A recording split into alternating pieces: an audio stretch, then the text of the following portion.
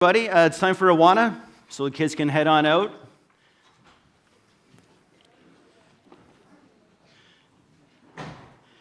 Now, just a reminder for those of you who maybe are new to New Life or a guest today, we do use the YouVersion Bible app.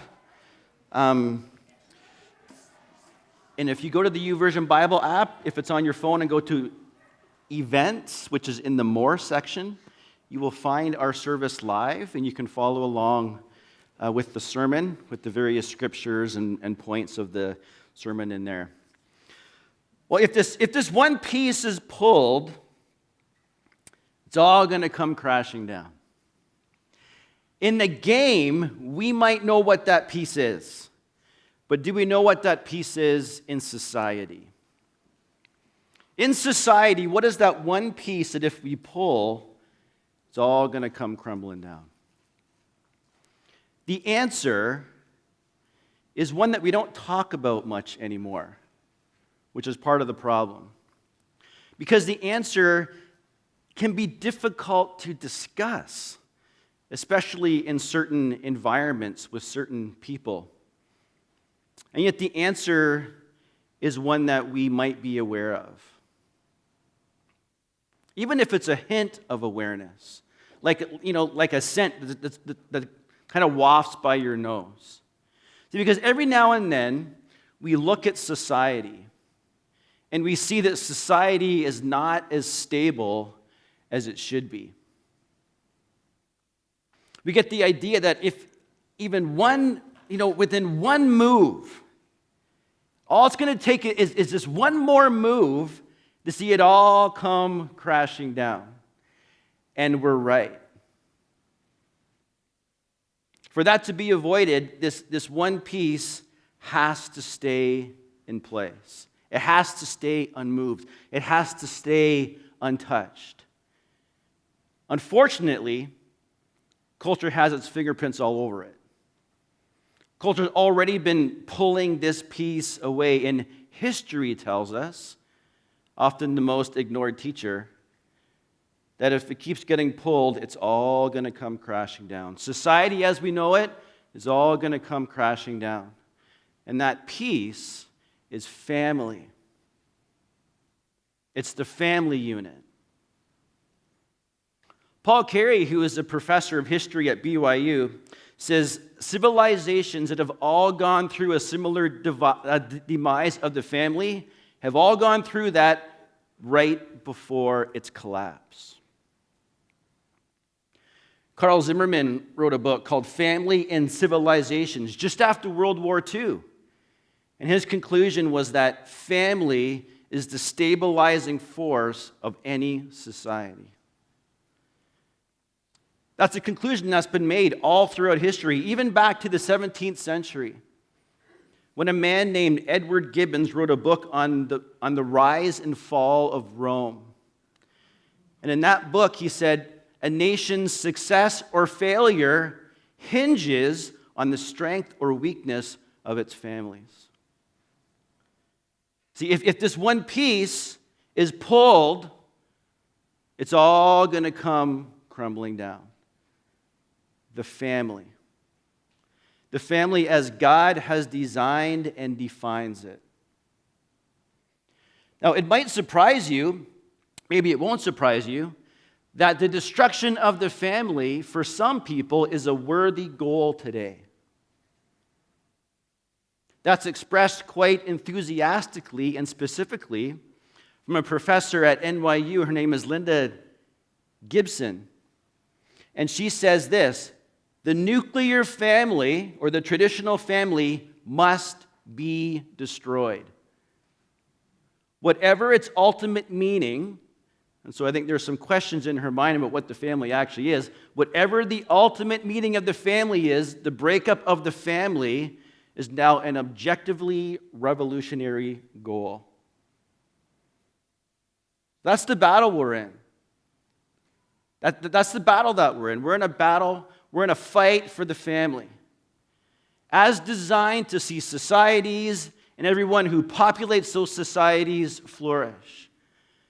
Not designed in a way that has culture's fingerprints all over it, but designed and defined by the God who established the family. Family is God's building block of society. So what is it? And why is it that it's so important?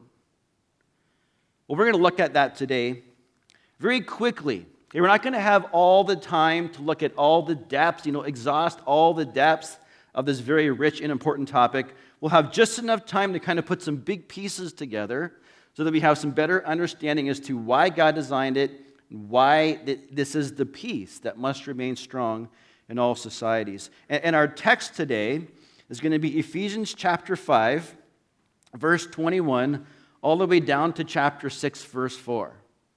I have preached on these texts before in a little bit more detail than I have time for this morning. Back in the day, we did a series on Ephesians called Do You Know Who You Are? We did a series a couple years ago called Sacred Things and talked about marriage and family and sex and all those things in there. So today, I'm just going to give a broad view, a broad understanding of this. In the middle of this passage, we see what God's design for family begins with. And we see this in chapter 5, verse 31. For this reason, a man will leave his father and mother and be united to his wife, and the two will become one flesh. God's design for family begins with a man and a woman who commit themselves to each other until death in this relationship that God defines as marriage. And that is God's design. We read that all the way back in the beginning of the story in Genesis chapter 2, verse 24. The same thing. Okay, God states this. Okay, for this reason, a man will leave his father and his mother. That's a public ceremony. We have marriages in our church. That's a public ceremony. Be united to his wife. That speaks to personal connection, to friendship, to this unity. And the two will become one flesh, which speaks of private intimacy, which is the only rightful place for that to be expressed in God's design. God designed it. That's how he defines it. Now, some of us say, and we hear today, oh, but Jesus never talked about that. He never really talked about marriage, didn't really say too much about that. And so people have this idea that now it's open. Well, that's not the case. In fact, Jesus in Matthew 19, verse 5, stated exactly the same thing. When he says, for this reason, a man will leave his father and mother, be united to his wife, and the two will become one flesh. Jesus just reiterates exactly the same thing. He didn't have to say anything more about it. That's what a marriage is. And a society that thrives is then built on this stability of marital commitment. Okay, this marital commitment between a man and his wife. And that commitment, the stabilizing force of that commitment is love. Love, first of all, for Christ, and how that love is expressed to a spouse. And we read this in Ephesians chapter 5, verse 22. It says, wives, this is how this is supposed to look.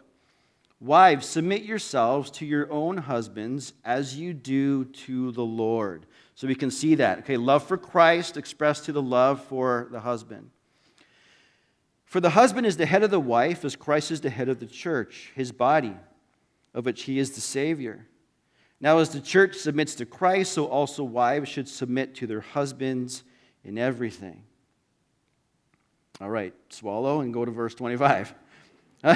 Husbands, love your wives, just as Christ loved the church and gave himself up for her. Verse 29, after all, no one ever hated their own body, but they feed and care for their own body, just as Christ does the church.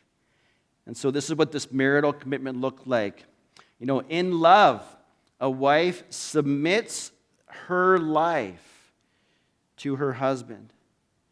And in love, a husband sacrifices his life for his wife. Now, interesting when I state that, typically what happens is our jaws don't drop because of the weight and the responsibility given to the husband. Okay, sacrifice your life. Our jaws often drop because of this little word that we read in here about the wives and submit. That's where we get hung up, because in our culture, submit is like a 4-letter word. Because we don't understand the word as God uses that word. It's been abused and it's been hammered to death. So we have this idea that now submit is like this 4-letter word. We don't want to hear about it. We don't want to talk about it. But that should never be the case in God's design. Because it's His design. And because God's designs are always good. He's a good God. And so our question is, how can a wife's submission be good? That's what we get hung up on. Let me just explain it quickly, and then you can digest it later. The greater weight in the marital commitment is always on the husband. The greater weight is always the husband's. Because by design, the husband is more accountable for the health of that marriage. And so I always just explain submission as this. Submission is the wife's acknowledgement of her husband's ultimate accountability before God through her own. So a wife is acknowledging through her actions, through her attitude, that her husband is ultimately accountable to God, and she shows that through her own accountability to God in all these things. And that's what love is. That's what this marital commitment looks like with the stabilizing force of love. Wives submit their lives, husbands sacrifice them. And so in a society that thrives, it is built on this stability of a marital commitment that looks like that. And with that in place, the next thing is a society that thrives is built on parental involvement. Chapter 6, verse 1. Children, obey your parents. Parents is plural. Doesn't say parent, it says parents. It's plural.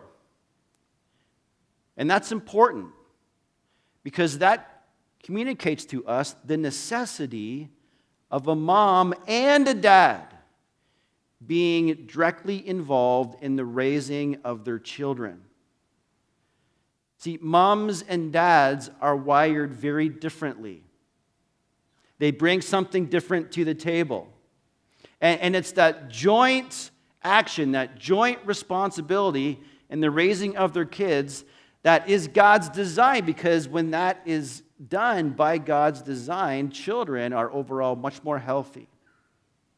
We have more healthy children. It's much more effective that way. That's how it works in our home. See, there are some things in our home that our kids come to me first.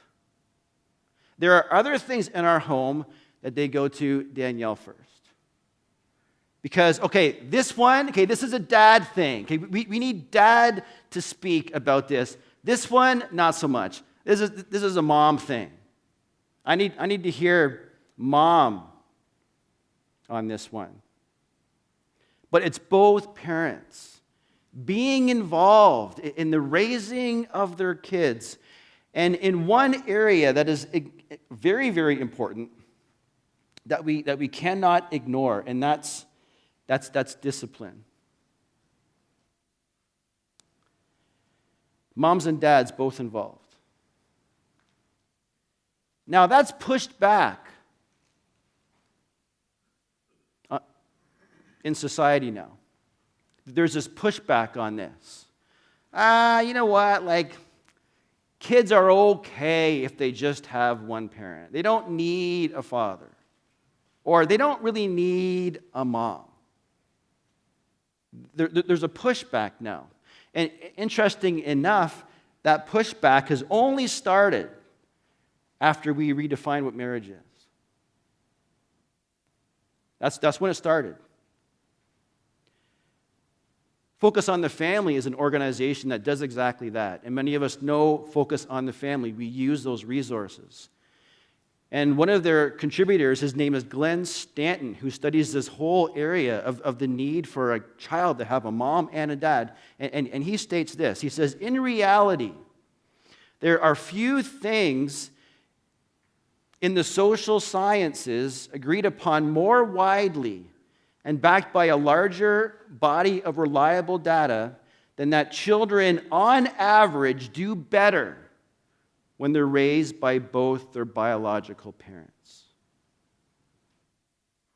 He says, as much as there's pushback, in reality, that's the one thing that most everybody can agree upon, and even the social sciences. Mom and dad both being involved in the life of their kids. And like I said earlier, that one area that cannot be overstated is discipline. See, what does chapter 6, verse 1 say? It says, children, obey your parents. Children, obey your parents. I like Chip Ingram's definition of discipline. He says, discipline is applying appropriate consequences to encourage your child to make better decisions in the future. That's what discipline is. Okay, let's apply the appropriate consequences. Now, appropriate is a very important word in there.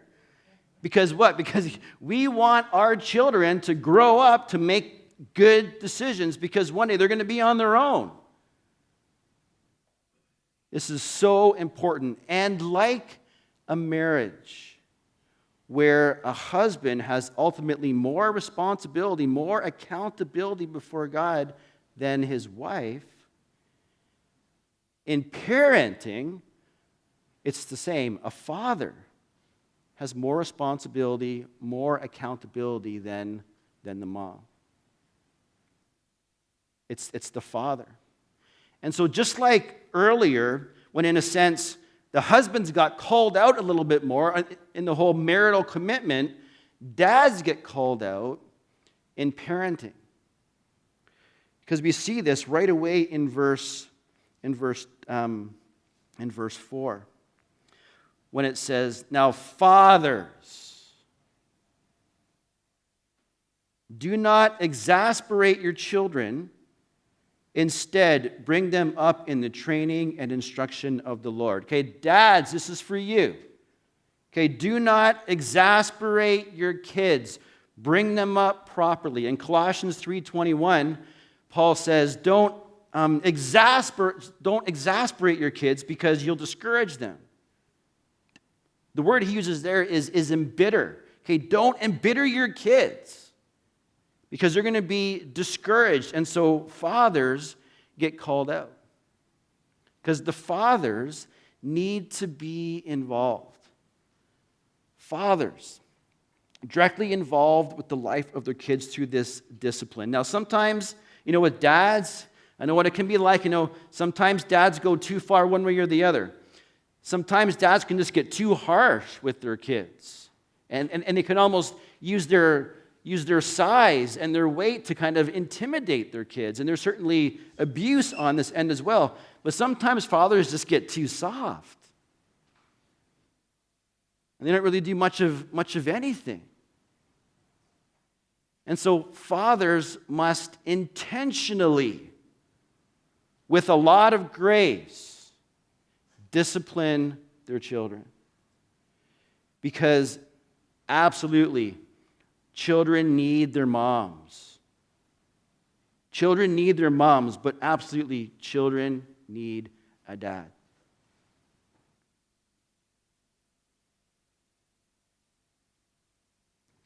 The social sciences also teach us, again, just looking at culture and what happens in family. They say that the consequences for a child, positive or negative, are always wider, always greater, depending on whether they have an active father in their life. Joshua Kirsch wrote a book called The Science of Dad and the Father Effect. And in this book, he says, those children that have an active father in their life, including, but certainly not limited to just discipline, but actively involved in their life. We see children that are less likely to be involved in high-risk behavior. Okay, that's a fancy way of saying they do less stupid things. When they have an active father, they generally have higher IQs, higher paying jobs, are more healthy, and are able to hold down stable relationships, all because their dad is involved. And for a society to thrive, okay, it's going to be built on that, built on the stability of marital commitment, built on the stability of parental involvement, and finally built on the stability of, I'm just going to term, a child's acknowledgement.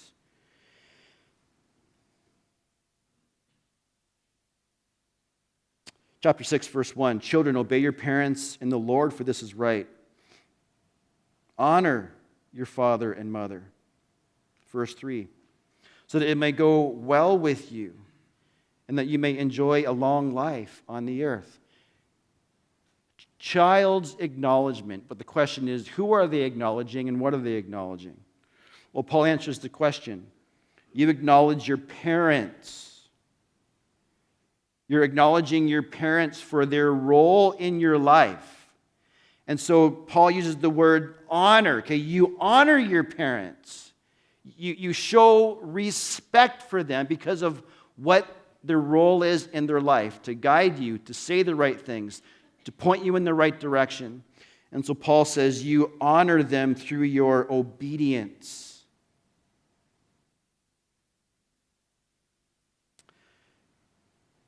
That's for our children. And it's all built. Family is God's building block of society. And it's built on, first of all, the stability of marital commitment. Okay, we need that in place, rock solid. And then on top of that, we have parental involvement. Okay, that gets built. And then when that's in place, we see children's acknowledgement, acknowledging their mom and dad. That's God's building block. That's how it works. And when those things aren't in place, it all comes crumbling. It all comes crumbling down, and that's what we're seeing. We've been in this series together called Hijacked. This is the last topic today. And then we're going to go into how the church should engage culture now with these things. We've been looking at all the things that culture has hijacked from the church and how we need those things back. And the last one is family, because of the importance of God's definition and God's design of family. And we're seeing it crumble. We're seeing it crumble from the bottom up. Because marriage is crumbling. Marriage is crumbling. 40% of marriages end in divorce. Evangelical Christians do a little better, not much. But 40% of marriages end in divorce. And they're saying that through COVID in the last 2 years, that's increased by 35%.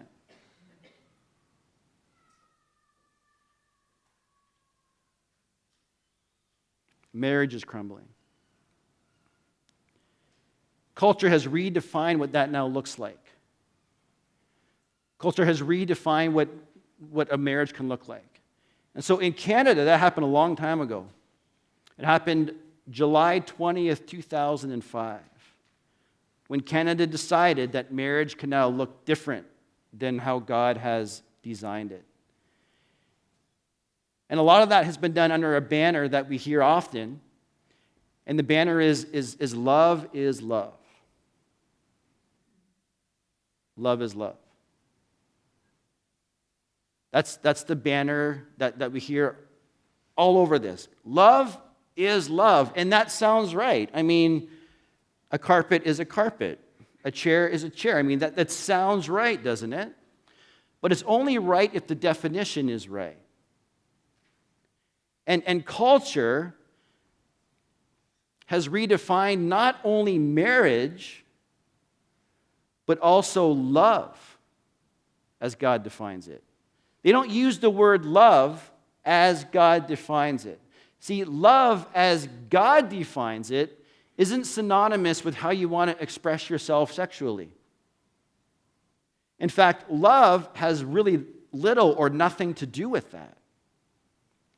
You can express yourself sexually and not love that person. And we see that all over the place. And you can love someone intensely, you can love someone deeply, and never have to express it sexually. See, love as God defines it is sacrifice.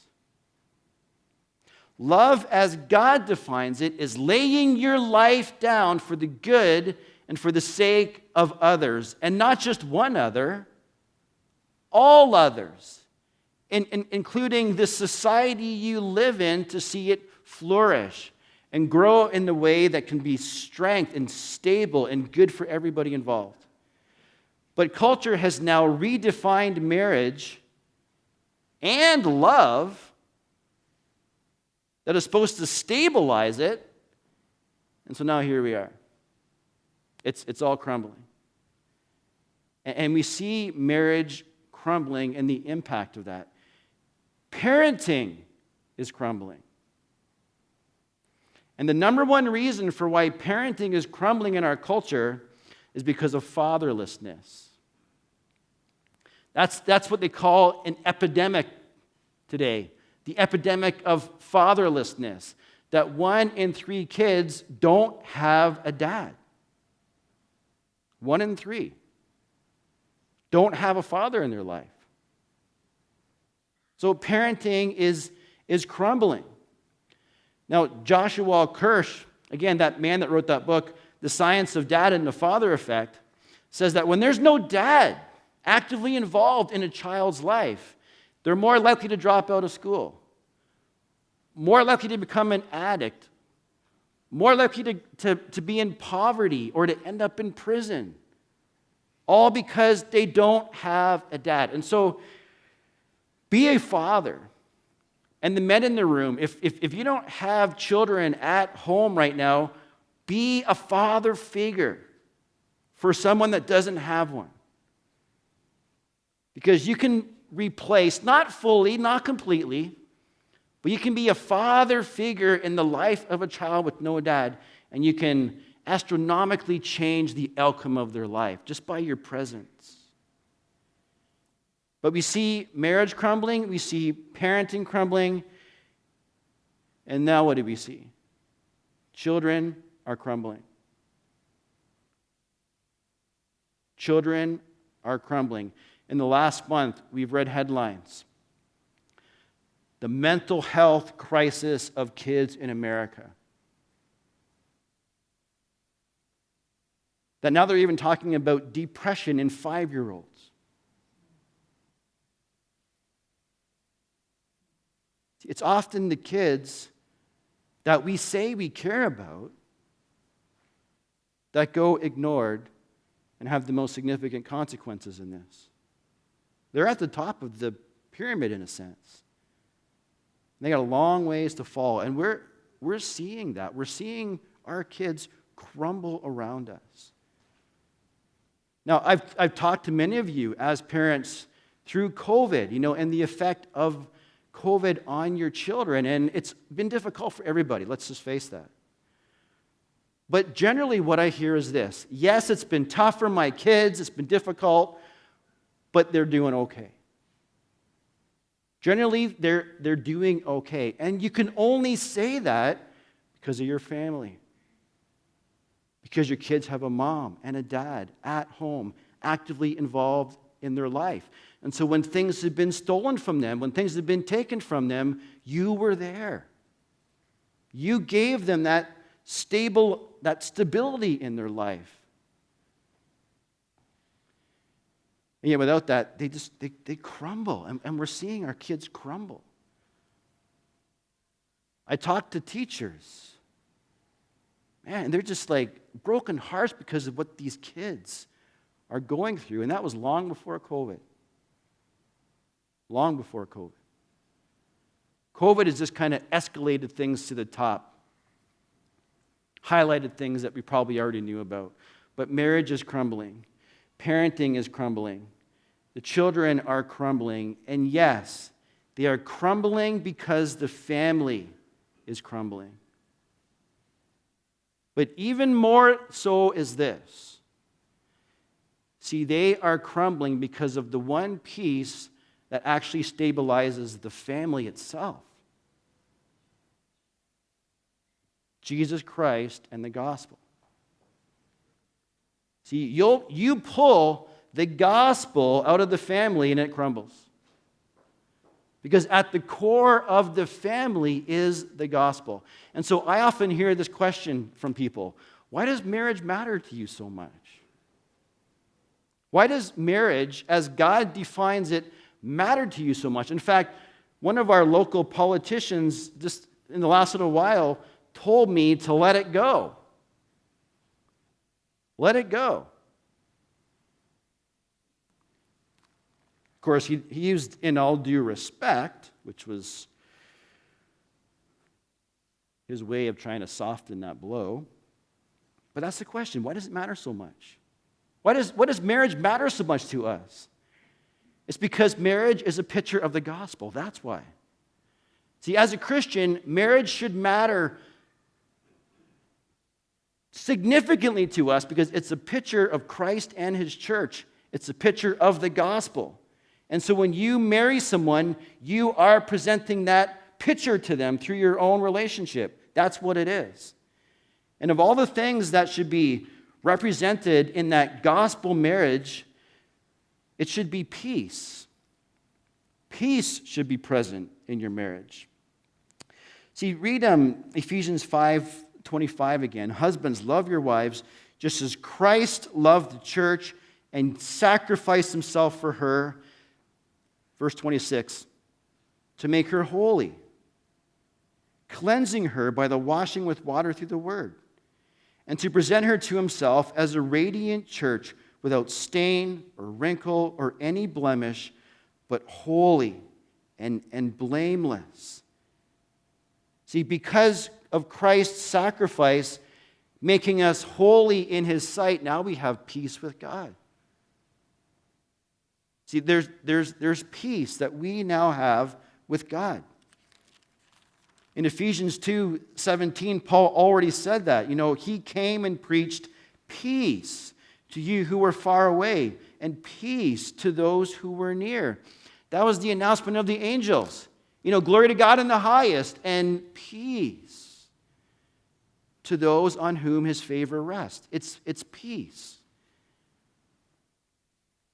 And so again, there's a lot of things your marriage should represent and model, but at the top should be the peace that the gospel brings into our life through Christ.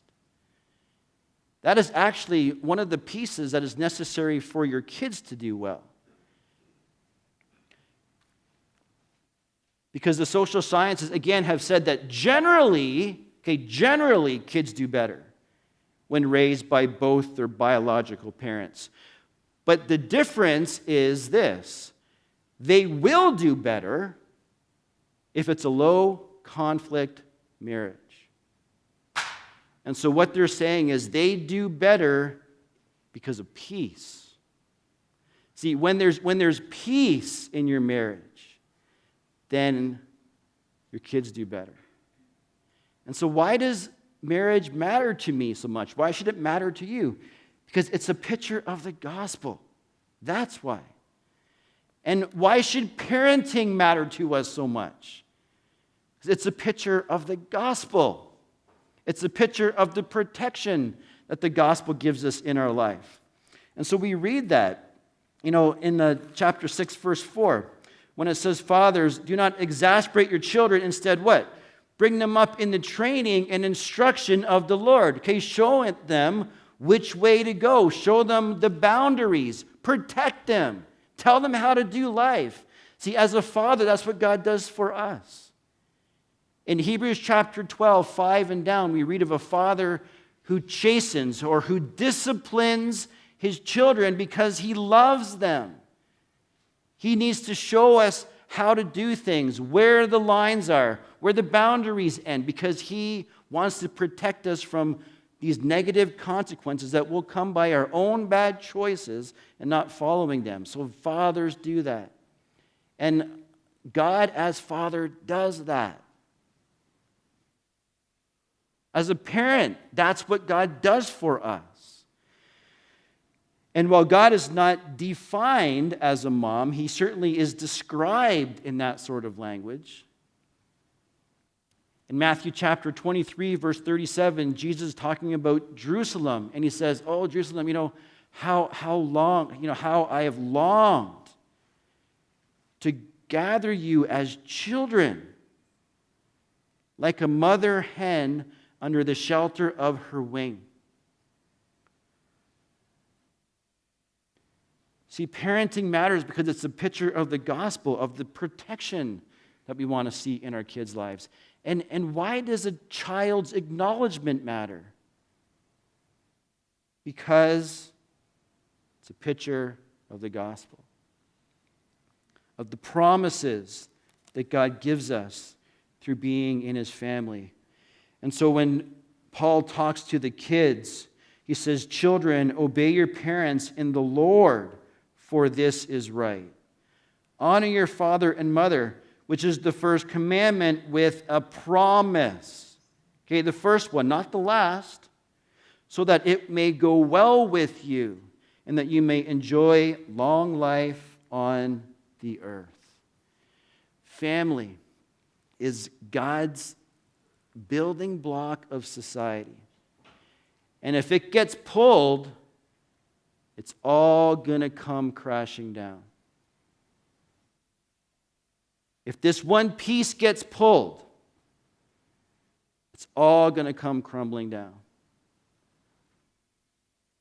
Yes, the family, more so, the gospel. So in your marriage, reflect the gospel. In your parenting, reflect the gospel. As a child with parents, reflect the gospel. Without that, the family is not stable.